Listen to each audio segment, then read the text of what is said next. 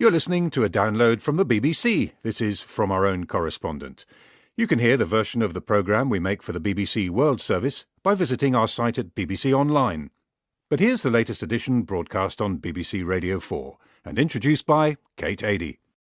Today, military experts from Africa, the UN and Europe prepare to tackle the Islamist rebels who've taken over in northern Mali.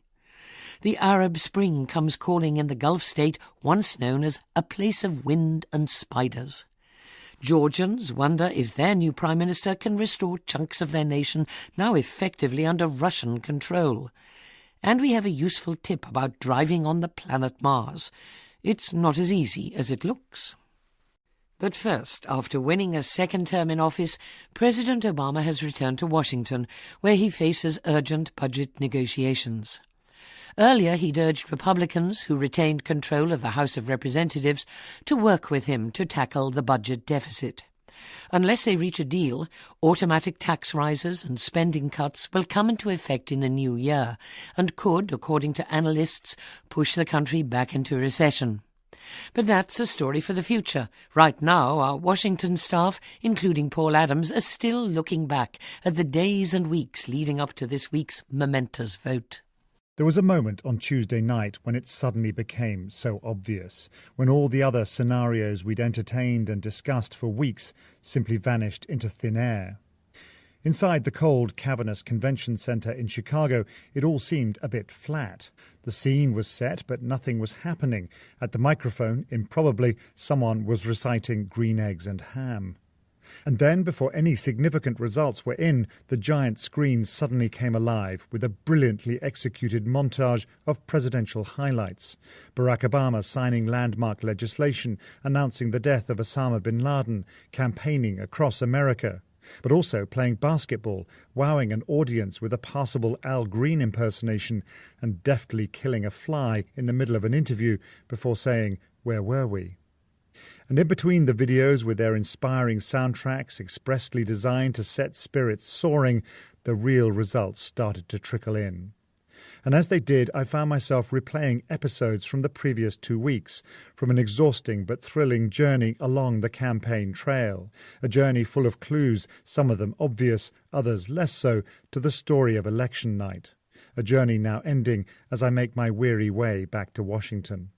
Take Fred, a retired bank employee and registered Democrat in Youngstown, Ohio, encountered on a chilly, rain-swept porch in a middle-class suburb on a filthy Sunday afternoon just before Hurricane Sandy.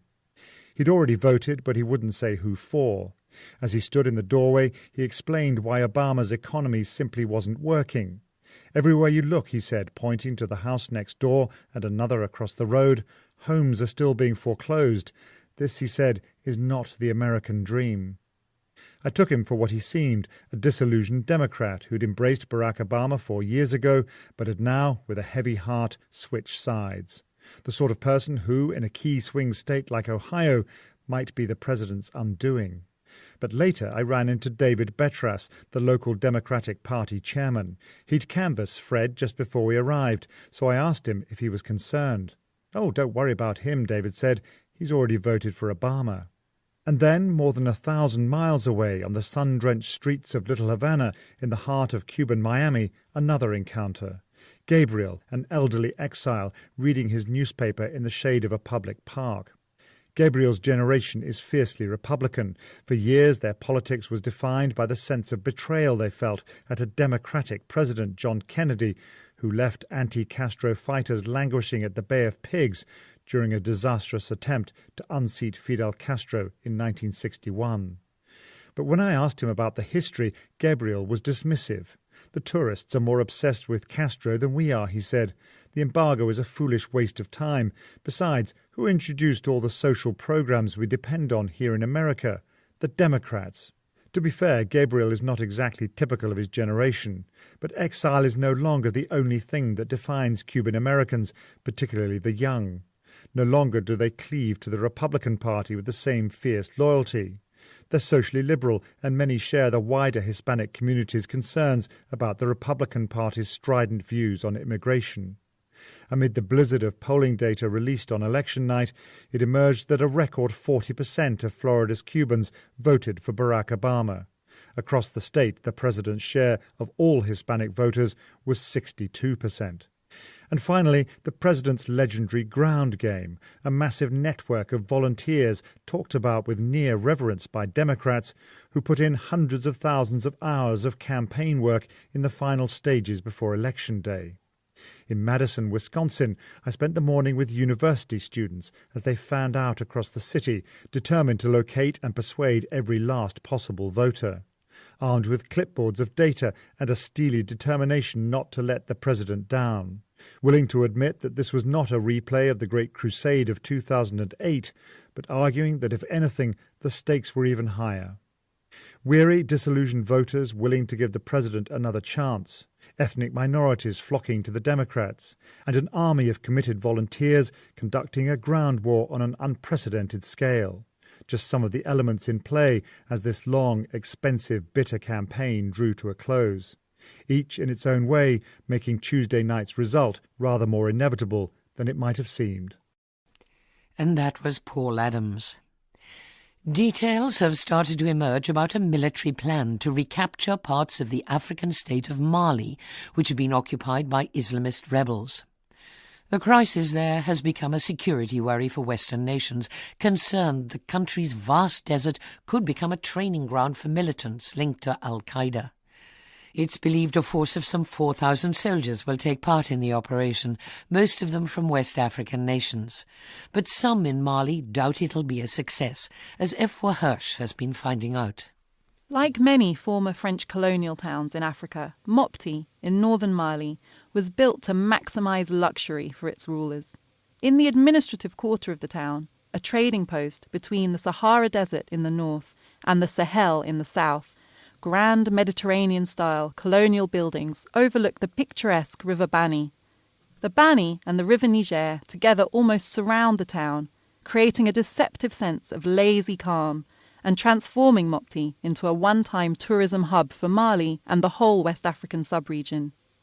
A small jetty on the river is home to a few dozen pinasses, traditional covered canoes that not long ago transported tourists all the way from Bamako, Mali's capital 600 miles to the south, to Timbuktu, the ancient town and World Heritage Site in the Sahara. Hundreds of foreign tourists savoured the slow journey along the river, taking in the savannah landscape, camping overnight, and eating local food cooked over small fires by their guides. Now the same guides, mostly young men, sit listlessly on their pinnace, playing cards or staring into space. More than half of the longboats have already been taken off the water, they say, their owners unable to repair wear and tear as their source of income has steadily dried up. Nearby, the Hotel Kanaga, the grandest of Mopti's hotels, insists it's open, but it's had no electricity for days and hasn't a single guest. Ever since a military coup toppled the civilian government in March and Tuareg separatists, backed by Al-Qaeda-linked fundamentalists, seized control of the entire north of the country, the once popular tourist hub has been transformed into one of the most dangerous places in the world. Mopti is the last government-controlled town in Mali and only 30 miles from the area where Islamist control begins. But not all businesses in Mopti are floundering. Papu Sibi, a jovial, chubby man, tells me trade is booming.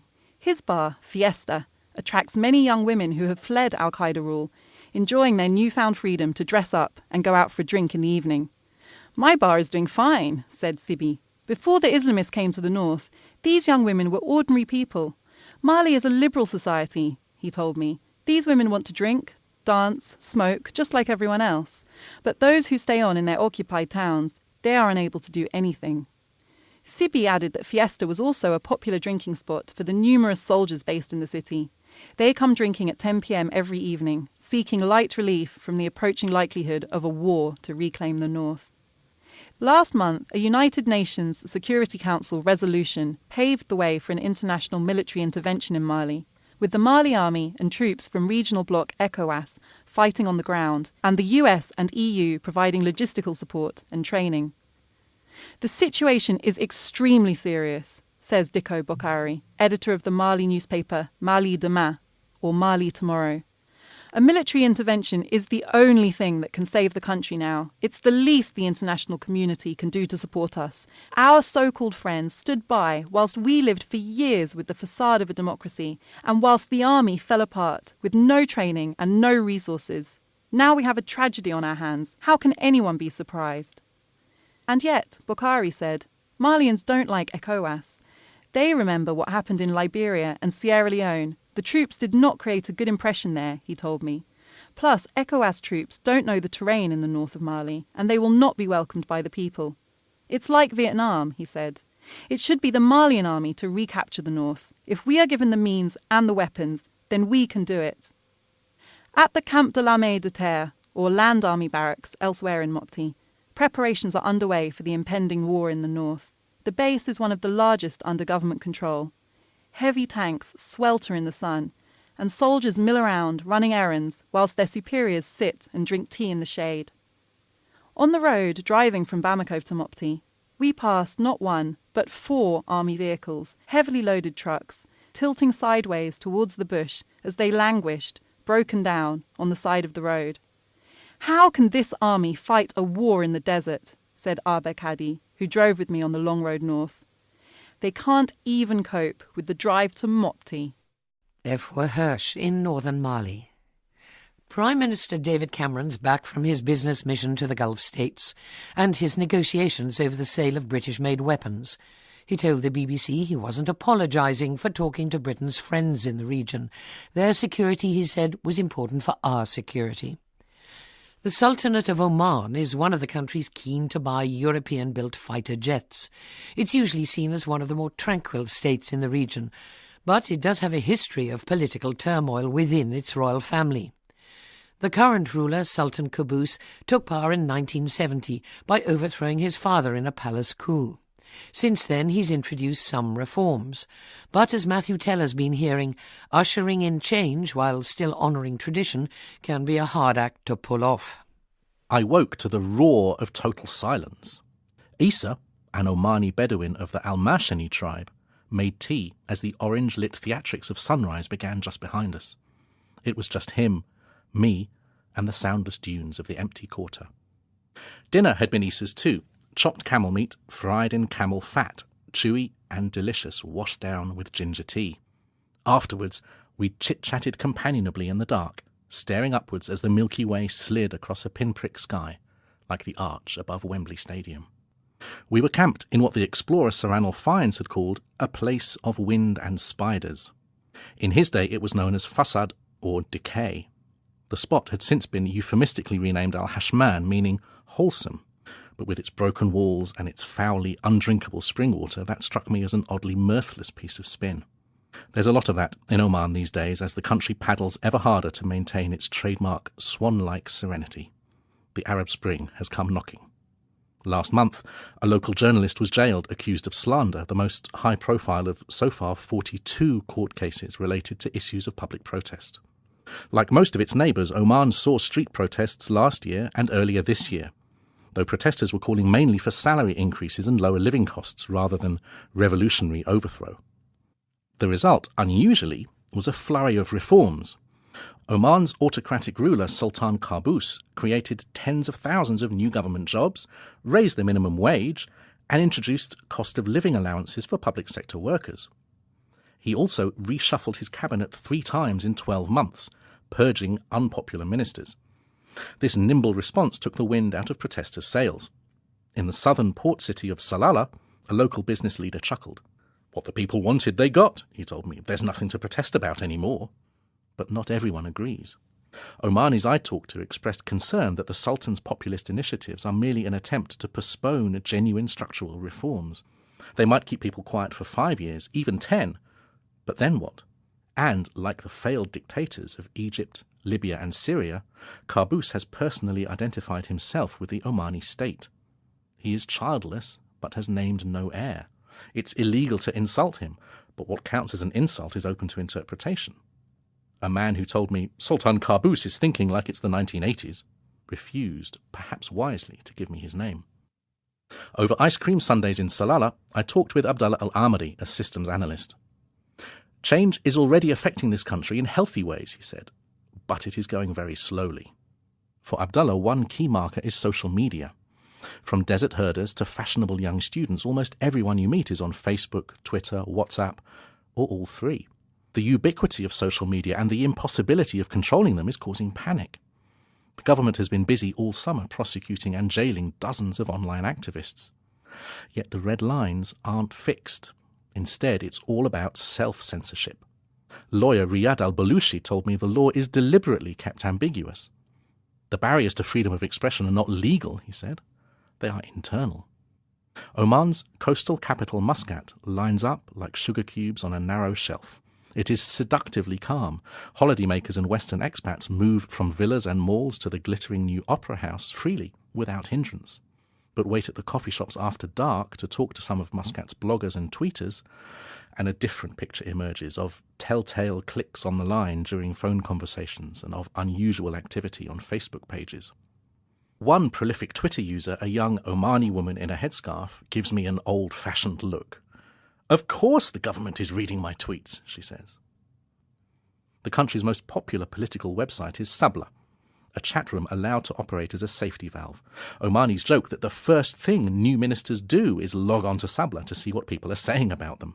As a local journalist explained, the authorities will generally let whatever is said in English pass, but they care deeply about what is said in Arabic, to the point of jailing dissenters.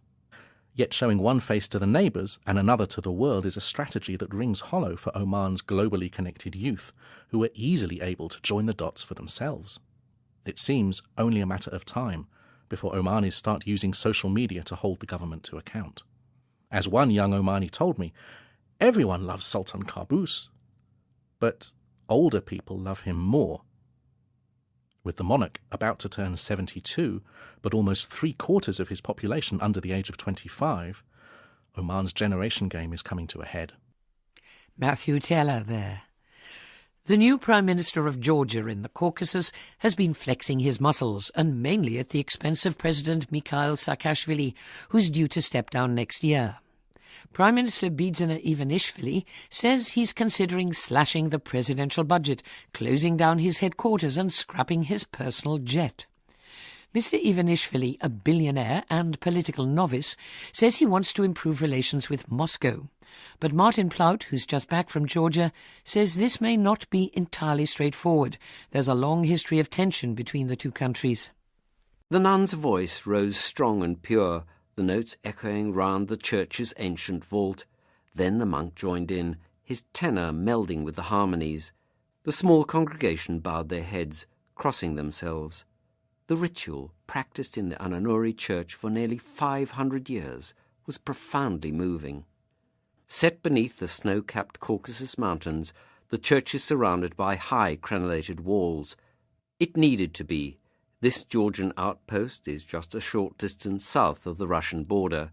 For hundreds of years, invaders have marched down this gorge, its foaming waters having carved one of the few routes into this kingdom. The exterior walls are decorated with the most exquisite stone carvings. A giant cross on the backs of 2 dragons, deer nibble at the twined grapevines, frozen in honey-coloured stone. My guide, Alex, sighed when I marvelled at the sight. The church was ruined, he explained. Tsar Nicholas I visited it in the 19th century. The interior was remodelled in the style of the Russian Orthodox Church. The frescoes were whitewashed out. Such a pity. And his gaze turned northwards, up the valley, from where so many threats seemed to come. Reading Georgian history is enough to make anyone's head spin. So many wars, so many invasions. Caught between the Russian, Turkish and Persian empires, it could hardly be otherwise. Its rich valleys and fertile plains attracted many envious eyes. As the high towers dotting the countryside testify, to be a Georgian is to be constantly on one's guard. Incorporated into the Soviet Union in the 1920s and only freed in the 1990s, many Georgians have a visceral hatred of their northern neighbour. Yet they cannot disentangle their histories. Stalin, after all, was a son of Georgia. A museum to the dictator still stands in his hometown, Gori. Built around the one-room dwelling in which Stalin was born, it remains untouched, a loving homage to his achievements. It is, the bright young curator told us, a museum within a museum. We must preserve the past as it was, she explained.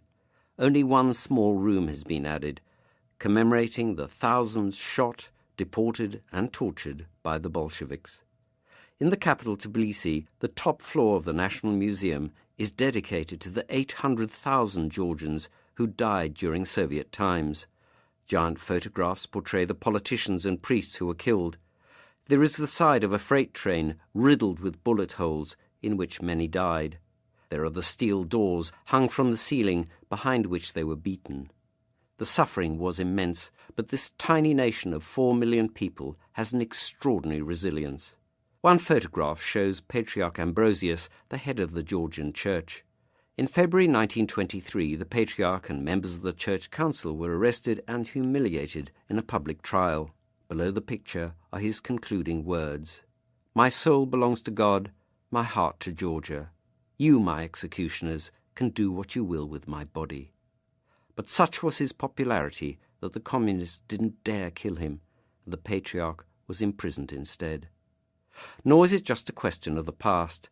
Vast chunks of Georgia have been lopped off down the centuries. The latest were South Ossetia and Abkhazia, now effectively under Russian control. I met David Makhradze in one of Tbilisi's many restaurants. David served as Deputy Foreign Minister in a previous government.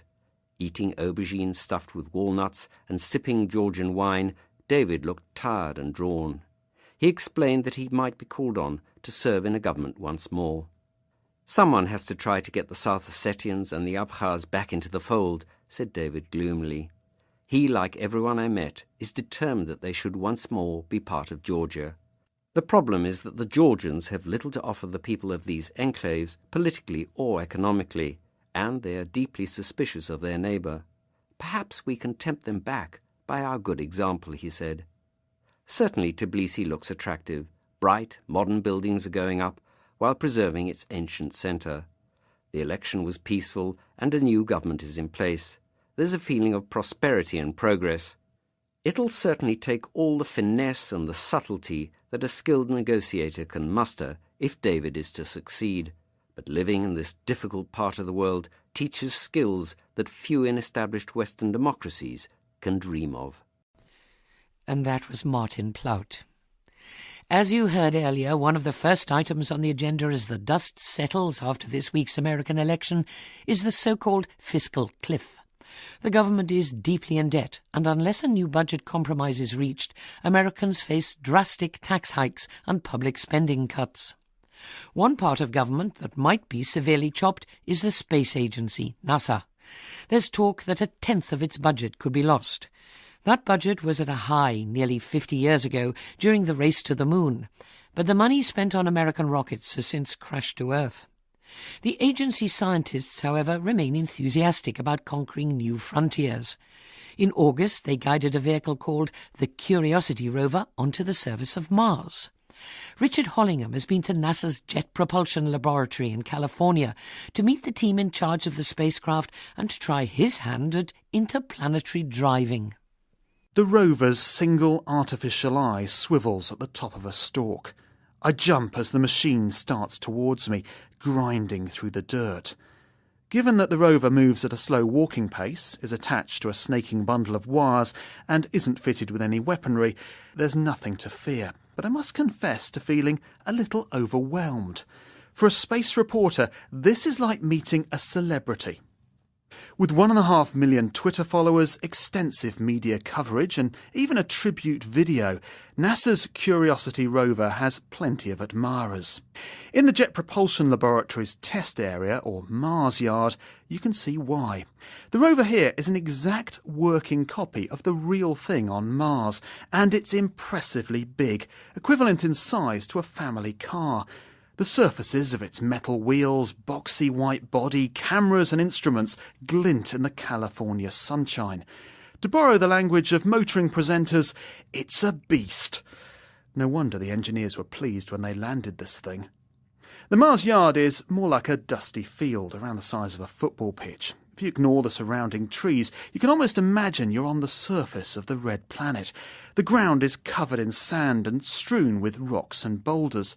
There are hills and even a cliff face, all designed to put rovers through their paces. Better to try it here first than have a problem 125 million miles away without a breakdown crew in sight. I watch alongside engineers and rover drivers Dan and Justin as the machine creeps forward. I liken it to a full-size remote-controlled car and imagine drivers sitting at the NASA equivalent of a games console. But I'm wrong. It's a common misconception with joysticking it, says Dan. In reality, the rover drivers plan each day's excursion in advance. They study images and examine the landscape to plot the smoothest route to the next scientific destination. Then, as a new day dawns on Mars, the commands are uploaded from Earth to the rover and it sets off on its journey, on its own. As Curiosity rumbles its lonely way across the Martian surface, it relies on cameras and sensors to make its own decisions about whether the path ahead is safe. The drivers have to trust it to do the right thing. Curiosity and its identical Earthbound twin have another sibling, Scarecrow. So called because, explains Justin, it doesn't have a brain. Lighter than the real rover, it weighs the same on Earth as Curiosity does in the lower gravity of Mars. Scarecrow is designed to test the mobility of the rover, to assess which boulders it's capable of crossing and which will see its body helplessly grounded, wheels spinning. And whereas Curiosity is controlled by teams of scientists, engineers and technicians, Justin runs Scarecrow from an app on his smartphone. "Have a go," he says, handing me the phone. He shows me how to spin the virtual tumblers on the screen to set the angle and distance I want the vehicle to move. Then I press the start button and off it goes. I begin with a few cautious movements and gentle turns, a touch on the screen and its wheels pivot and motors whir. Before long, I've sent Scarecrow off towards a circle of boulders. Justin and Dan assure me I can't do any damage. As Scarecrow advances on the rocks, we talk about the excitement surrounding this mission. They're pleased that it's getting so much attention, but when I mention the music video put together by fans, "We're NASA and we know it," sung to the music of "I'm Sexy and I Know It," currently notching up more than 2.5 million hits on YouTube, they seem, slightly embarrassed. I sense they'd rather just get on with their jobs. Still, in an age where space agency budgets are being cut, with Curiosity, space enthusiasts have found a mission to celebrate. I was born in 1969, so can't remember men walking on the moon. The experience is always going to be second-hand. But watching the live images from Mission Control as Curiosity landed on Mars, or following the daily Twitter feed from the rover, maybe my generation and younger can tap into some of that same excitement. Although I probably won't be allowed to drive a Mars rover again. "No one's done that before," exclaims Dan, as the rover comes to a halt, one of the middle wheels jammed on a rock. Driving on Mars is harder than it looks. Richard Hollingham there, and they tell me he's a much safer driver here on planet Earth. That's it. More from our correspondents around the world and maybe beyond on Saturday morning. Do join us. As it looks. But first, after winning a second term in office, President Obama has returned to Washington, where he faces urgent budget negotiations. Earlier, he'd urged Republicans, who retained control of the House of Representatives, to work with him to tackle the budget deficit. Unless they reach a deal, automatic tax rises and spending cuts will come into effect in the new year and could, according to analysts, push the country back into recession. But that's a story for the future. Right now, our Washington staff, including Paul Adams, are still looking back at the days and weeks leading up to this week's momentous vote. There was a moment on Tuesday night when it suddenly became so obvious. He'd already voted, but he wouldn't say who for. As he stood in the doorway, he explained why Obama's economy simply wasn't working. "Everywhere you look," he said, pointing to the house next door and another across the road, "homes are still being foreclosed. This," he said, "is not the American dream." I took him for what he seemed, a disillusioned Democrat who'd embraced Barack Obama 4 years ago, but had now, with a heavy heart, switched sides. The sort of person who, in a key swing state like Ohio, might be the president's undoing. But later I ran into David Attenborough, the local Democratic Party chairman. He'd canvassed Fred just before we arrived, so I asked him if he was concerned. "Oh, don't worry about him," before saying, "Where were we?" And in between the videos with their inspiring soundtracks expressly designed to set spirits soaring, the real results started to trickle in. And as they did, I found myself replaying episodes from the previous 2 weeks, from an exhausting but thrilling journey along the campaign trail, a journey full of clues, some of them obvious, others less so, to the story of election night, a journey now ending as I make my weary way back to Washington. Take Fred, a retired bank employee and registered Democrat in Youngstown, Ohio, encountered on a chilly, rain-swept porch in a middle-class suburb on a filthy Sunday afternoon just before Hurricane Sandy. You're listening to a download from the BBC. This is From Our Own Correspondent. You can hear the version of the programme we make for the BBC World Service by visiting our site at BBC Online. But here's the latest edition broadcast on BBC Radio 4 and introduced by Kate Adie. Today, military experts from Africa, the UN and Europe prepare to tackle the Islamist rebels who've taken over in northern Mali.